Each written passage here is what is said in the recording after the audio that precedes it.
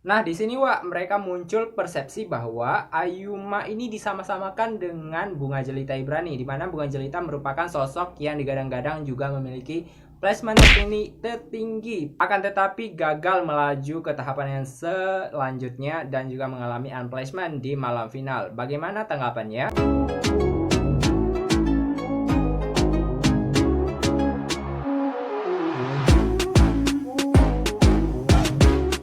Halo hai seluruh Hayati dan juga Hayatno di seluruh Indonesia. Selamat datang di video ini dan terima kasih sudah klik dan juga mampir di video ini. Karena memang banyak sekali permintaan dan request untuk ngebahas tentang bagaimana peluang dari Ayu Maulida selaku Putri Indonesia tahun 2020 untuk berjuang dan berlaga di MU pada tahun ini. Maka dari itu aku buatkan video ini khusus buat kalian pecinta dari pageant MU sendiri. Kita bakal bahas bagaimana peluang dari Ayuma dan peraihan dari Ayuma sendiri untuk menempati top 10 ataupun top 5 bahkan winner di ajang Miss Universe tahun 2021.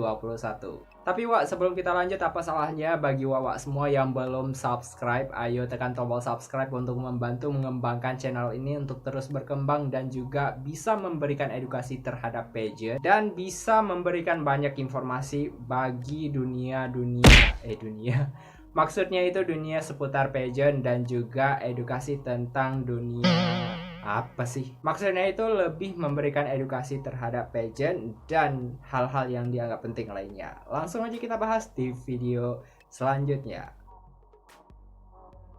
Oke Wak, sebelum kita bahas bagaimana peluang dan alasan apa saja yang membuat Ayuma itu bisa winner dan bahkan menempati top tertinggi di ajang Miss Universe tahun ini, mari kita kenalan dulu dengan sosok Ayuma di video sesi berikut ini. Roro Ayu Maulida Putri atau yang sering dikenal dengan nama Ayu Maulida atau seluruh Hayati menyebutnya dengan nama Ayuma ini merupakan seorang gadis yang berasal dari Jawa Timur Surabaya yang lahir pada tanggal 11 Juli tahun 1997.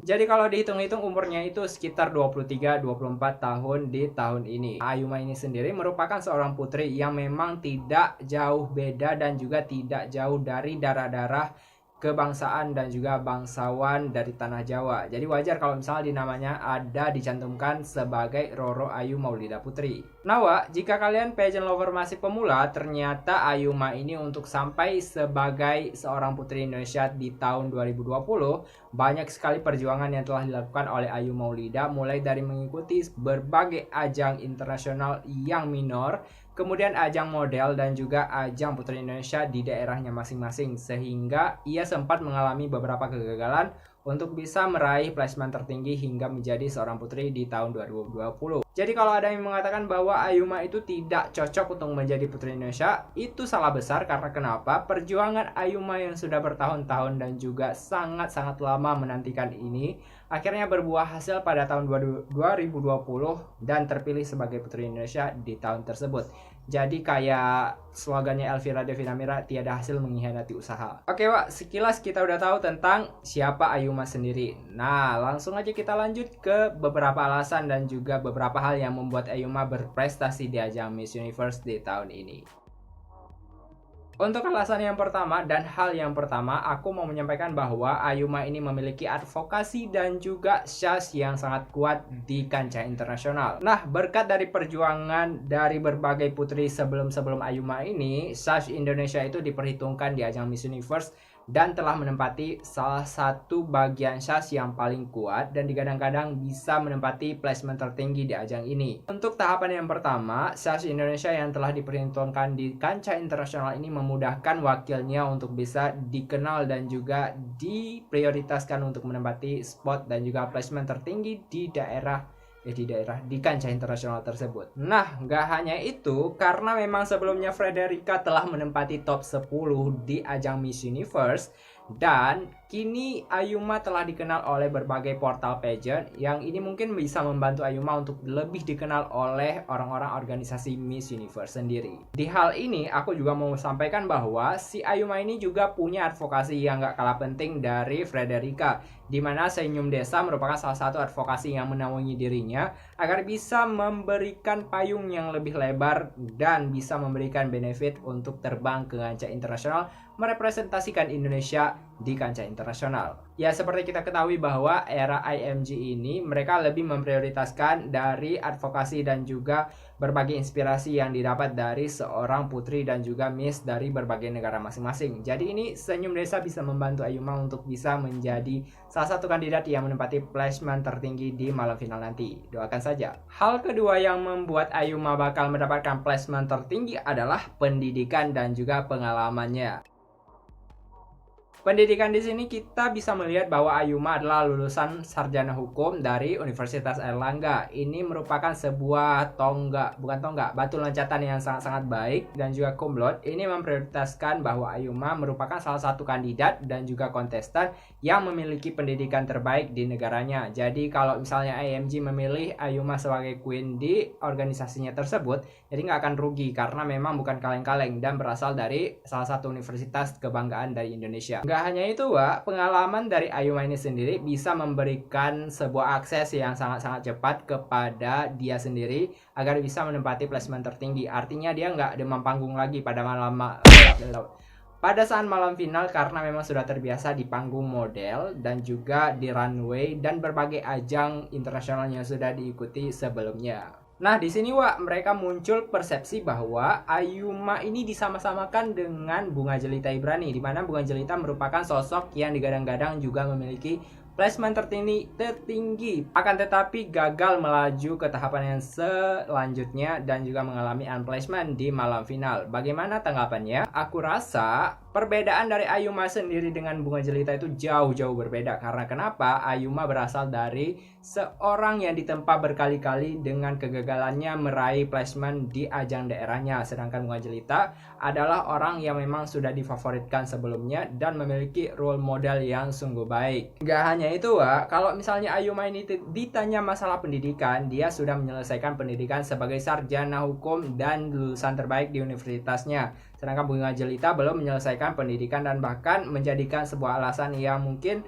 pendidikan itu tidak terlalu penting dibandingkan dengan keluarga yang diurusnya. Jadi ini yang membuat antara jangkauan Ayuma dan juga Bunga Jelita ini agak sedikit berbeda dan memberikan peluang kepada Ayuma untuk bisa lebih mendapatkan placement tertinggi di ajangnya. Aku yakin bahwa peranan dari Elvira Devina Mira beserta Mama Henida bakal memberikan peranan yang sangat penting. Di sini tuh dalam tanda kutip bukan bermain yang negatif ya, akan tetapi memang benar-benar jor-joran untuk memberikan dukungan kepada Ayuma dan juga memberikan mentoring yang luar biasa. Apalagi Elvira pernah berpengalaman menjadi salah satu Miss Universe Indonesia dan pernah berkompetisi di salah satu negara yaitu USA pada masanya. Jadi udah kayak benar-benar didukung penuh, meskipun Elvira sendiri mengatakan bahwa dia tidak mau ikut campur tangan. Bukan tidak mau, tapi tidak terlalu ikut campur tangan, akan tetapi ia sebagai adik-adik yang telah menang, maka dia berhak untuk bisa mementor. Apalagi kalau kita lihat peranan dari Elvira Devina Mira ini telah menjadikan Ariska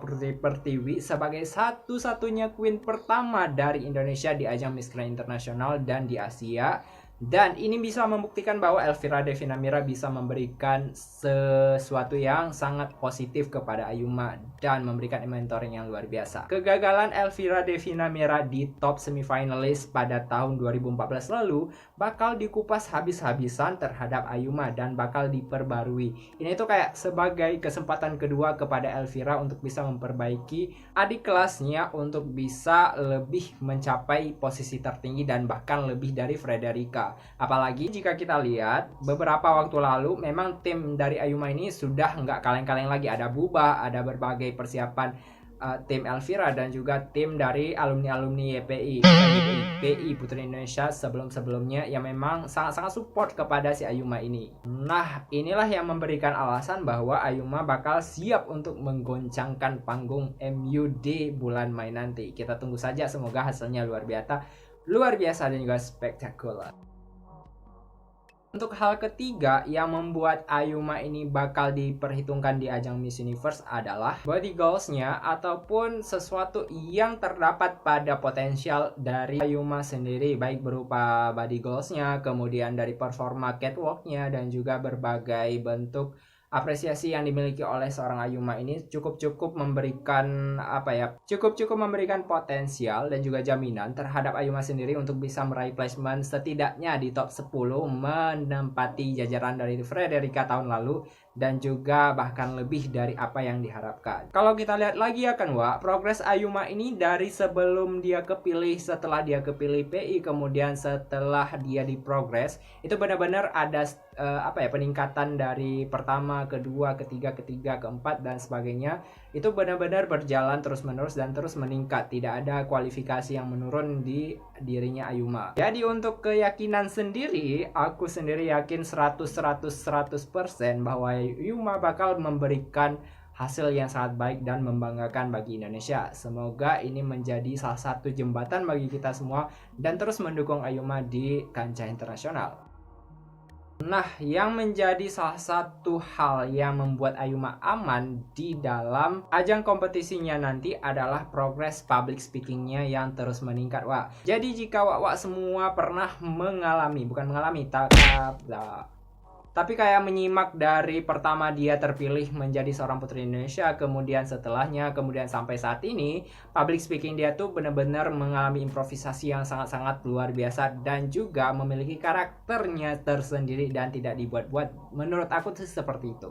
Dari mulai dia menjawab malam finalnya yang memang sudah sangat super stunning, dan akhirnya setelah kita lihat berbagai performa dari wawancara portal pageant dunia, Ayuma mengalami berbagai peningkatan di bagian public speaking dan bisa memberikan dampak yang luar biasa terhadap public speaking. Dan aku nggak pernah khawatir kalau misalnya Ayuma nanti di interview bakal terbata-bata, itu nggak akan. Apalagi jawaban yang diberikan oleh Ayuma itu on point banget dan memberikan respect yang luar biasa, sehingga juri itu bakal bersedia untuk memilih Ayuma sebagai pemenang. Itulah Wak, bagian dari 5 hal yang membuat Ayuma ini bisa lebih aman dan juga bisa lebih berprestasi atau sejajar dengan Frederica dan bahkan lebih dari Frederica. Kita doakan saja semoga ini menjadi salah satu prestasi bagi bangsa dan memberikan yang terbaik di Mei nanti. Oke Wak, jika kalian punya pendapat dan opini yang lain, silahkan kalian komen di bawah dan juga berikan komentar yang positif di bawah tanpa menghujat dan juga tanpa memberikan kritik dan saran yang negatif